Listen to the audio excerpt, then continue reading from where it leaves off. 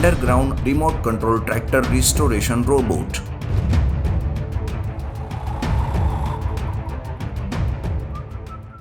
एक गांव में एक गरीब किसान अपने दो बेटे राजू और रामू के साथ रहता था। राजू पिताजी के साथ खेती के काम करता था, तो रामू गांव-गांव घूमकर रिपेयरिंग का काम करता था। एक बार राजू अपने खेत में हल चला रहा था कि तभी वहां गांव का जमींदार आता है और वो उससे कहता है, अरे राजू, तुम यहाँ काम नहीं कर सकते। अब ये खेत मेरा है। चलो निकलो बाहर मेरे खेत से। ऐसे कैसे जमींदार जी, ये खेत तो हमारा है। तुम्हारा था, क्योंकि अब ये मेरा हो चुका है।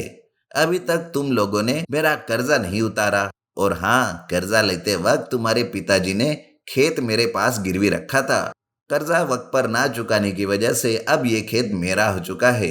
इसलिए कह रहा हूँ कि चलो निकलो मेरे खेत से बाहर। ऐसा कहकर जमींदार के लोग राजू को खेत से निकालते हैं और उसका हल भी उठाकर फेंक देते हैं। बेचारा राजू उदास होकर घर आता है और अपने पिताजी को सारी बात बताता है। तब तक रामू भी वहां आ जाता है और सबको परेशान देखकर कहता है,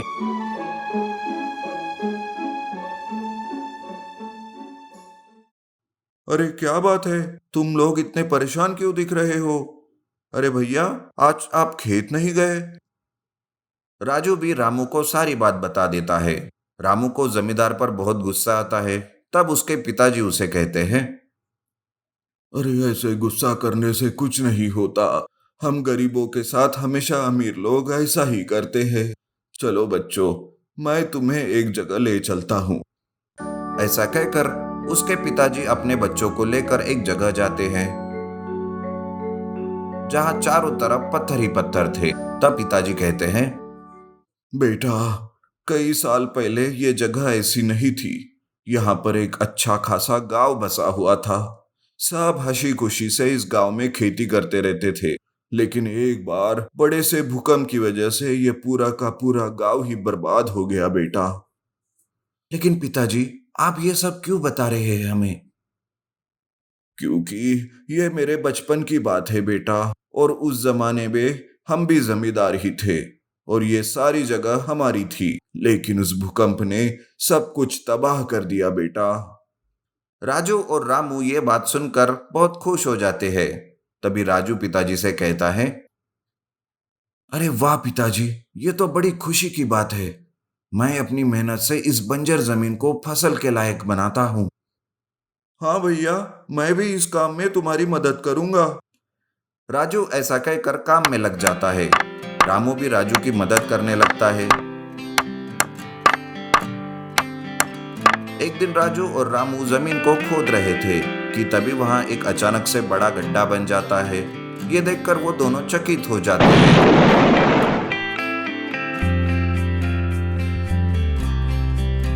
धीरे से राजू और रामू दोनों भी उस गड्ढे में जाकर देखते हैं तो वहां उन्हें एक ट्रैक्टर बहुत ही बुरी हालत में दिखाई देता है। उसे देखकर राजू कहता है, अरे रामू, लगता है भूकंप की वजह से ये ट्रैक्टर जमीन में गड़ गया था। क्या तुम इसका रिस्टोरेशन कर सकते हो?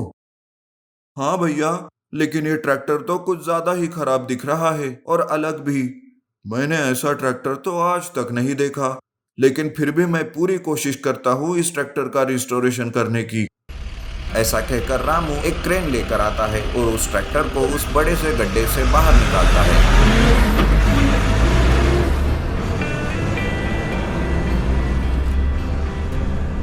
रामू उस ट्रैक्टर का अच्छे से रिस्टोरेशन करना शुरू करता है और कुछ ही दिनों में ट्रैक्टर का रिस्टोरेशन वो पूरा कर लेता है। वो ट्रैक्टर बिल्कुल एक नए ट्रैक्टर के जैसे दिखने लगता है।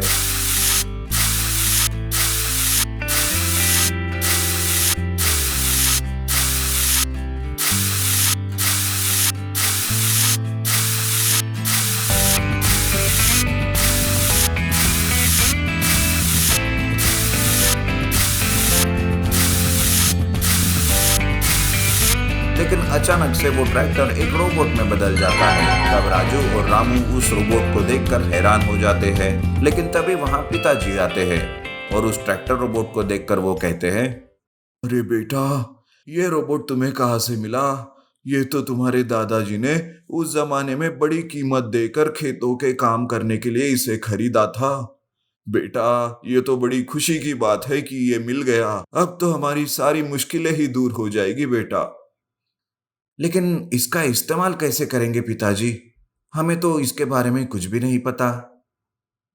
भैया, मैं एक रिमोट बनाता हूँ जिससे हम इस रोबोट को ऑपरेट कर सकेंगे। आप बिल्कुल भी चिंता मत कीजिए। ऐसा कहकर रामू उस ट्रैक्टर रोबोट को ऑपरेट करने के लिए एक रिमोट बनाता है,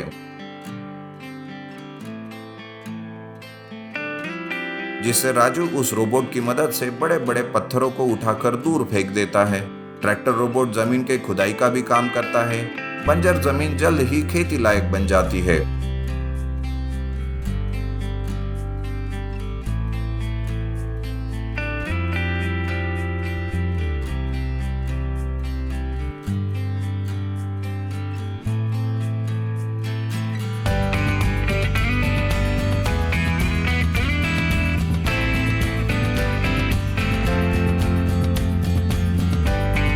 रिमोट कंट्रोल ट्रैक्टर रोबोट की मदद से खेत में अच्छी फसल उग जाती है।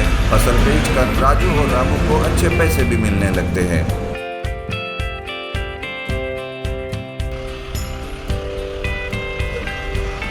तब वो सारे अपना खेत जमींदार से छुड़ाने के लिए जमींदार के पास जाते हैं, लेकिन जमींदार उन्हें खेत देने से मना करता है। तब रामू कहता है, अरे ये क्या जमींदार जी, हम कर्जे के पैसे वापस दे रहे हैं और आप हमारी जमीन वापस करने के लिए मना कर रहे हैं। आखिर आप ये सब क्यों कर रहे हैं? अगर आपने हमारी जमीन हमें वापस नहीं दी तो अच्छा नहीं होगा। अरे वाह, तुम लोग तो मेरे ही घर आकर मुझे ही धमका रहे हो, और वो भी इस मामूली ट्रैक्टर की वजह से। चलो जाओ यहाँ से, नहीं देता तुम्हारी जमीन तुम्हें वापस। जो करना है कर लो। ऐसा कहते ही रामू रिमोट से ट्रैक्टर को ऑपरेट करने लगता है। देखते ही देखते ट्रैक्टर एक रोबोट में बदल जाता है और वो जमींदार को उठाकर पीटने लगता है।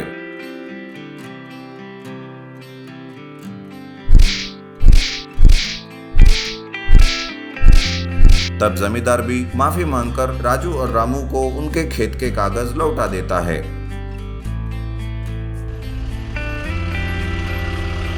उस दिन के बाद से रामू और राजू उस ट्रैक्टर रोबोट की मदद से सभी किसानों की खेतों के कामों में मदद करने लगते हैं। जादुई बार्बर चेयर रिस्टोरेशन। शंकर नाम का एक बूढ़ा आदमी अपने घर के आंगन में एक काले मटके को उल्टा रखकर अपने पोते निखिल और बाकी के लड़कों के बाल काटने की ट्रेनिंग दे रहा था। वो उन लड़कों को उस काले मटके पर चाकू देकर प्रैक्टिस करवाता था। शंकर एक नाई था। निखिल बिल्कुल भी काम पर ध्यान नहीं देता था। उसे हमेशा खेल कूद और गाना गाने में ही मन लगा रहता था। एक दिन शंकर की तबीयत बहुत खराब हो जाती है। वो निखिल से कहता है, अरे निखिल, तू बहुत भोला है रे। पता नहीं मेरी बात तू कैसे अपनी जिंदगी गुजारेगा। सुन, उस कमरे में नाई की कुर्सी है जो बहुत पुरानी हो चुकी है। मैं तुझे उस पुरानी कुर्सी के अलावा और कुछ नहीं दे सका। उसे संभाल कर इस्तेमाल करना। ऐसा कहकर शंकर मर जाता है। अगले दिन निखिल उस कुर्सी को देखता है। वो बहुत ही पुरानी और जंग लगी हुई थी। उसे देख निखिल कहता है, अरे वाह दादाजी, क्या जायदाद दी है आपने मुझे। ऐसे कह रहे थे जैसे कोई कोहिनूर देकर जा रहे हो। निखिल अपने दादाजी की नाई की दुकान संभालने लगता है। निखिल को नाई का काम नहीं आता, फिर भी वो अपने दादाजी की दुकान खोलकर बैठ गया। एक ग्राहक निखिल के पास आता है।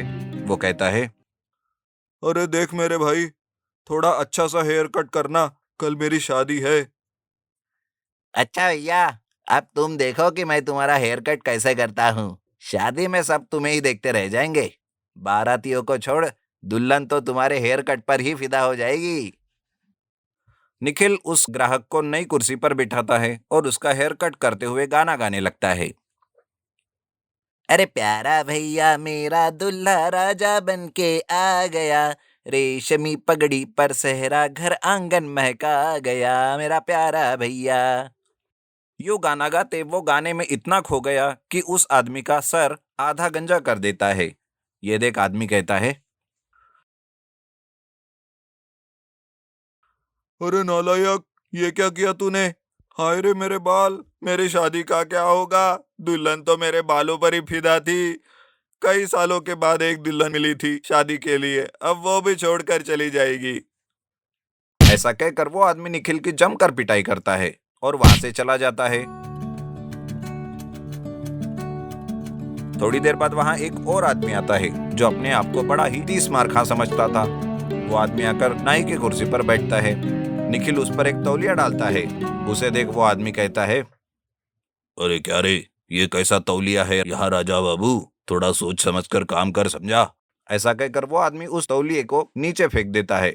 निखिल अपने मन में सोचता है, अरे बाप रे, ये कोई बड़ा आदमी लगता है। ये सोचकर वो एक और तौलिया राजा बाबू पर डालता है। राजा बाबू गुस्से से उसे भी नीचे फेंक देता है। निखिल सोच में पड़ जाता है कि कैसे राजा बाबू का दिल जीते कि तभी निखिल को एक ख्याल आता है और वो तुरंत ही अपनी पहनी हुई लुंगी निकालकर राजा बाबू के ऊपर डाल देता है। यह देख राजा बाबू कहता है, ये हुई ना बात, इसे कहते हैं क्लास मेंटेनेंस। ठीक है, चल टीवी चला और अच्छे से बाल काट। यह देखकर राजा बाबू टीवी देखने में लग जाता है और सो जाता है। इधर निखिल टीवी देखते हुए नाचते गाते राजा बाबू की आधी मूंछ काट देता है। राजा बाबू नींद से जागकर अपना चेहरा आईने में देखता है और गुस्से से कहता है,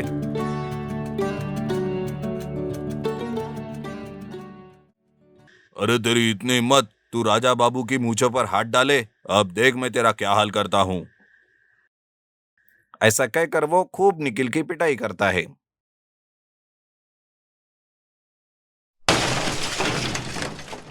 और वो नाई की कुर्सी को तोड़कर चला जाता है।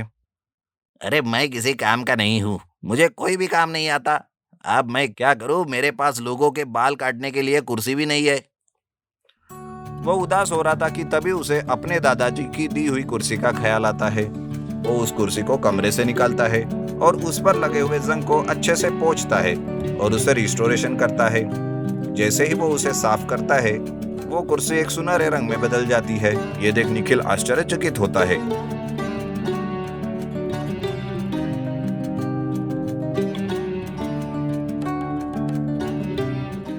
उस दिन निखिल के गांव में फिल्म बनाने वाले शूटिंग के लिए आते हैं।